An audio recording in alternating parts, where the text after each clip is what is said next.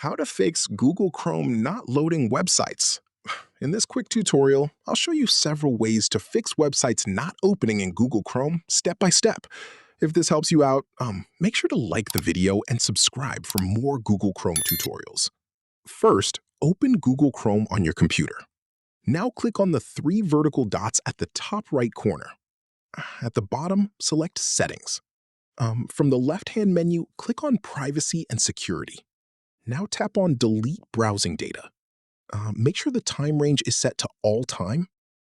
Select Browsing History, Cookies and other site data, and Cached images and files. Once the data is cleared, reload Chrome and check if the websites are loading properly. If the issue still continues, click on the three vertical dots again. Now select Extensions and then click on Manage Extensions. Disable all of your extensions temporarily. VPN or security extensions can sometimes stop websites from loading correctly. Now reload the website and check if the issue is fixed. If websites are still not loading, open Settings again in Chrome. From the left-hand side, click on Reset Settings. Now select Restore Settings to their original defaults. Click on Reset Settings to confirm. Restart Google Chrome after the reset is complete. Now, if the problem still continues, open the Start menu on your computer. Search for Settings and open it.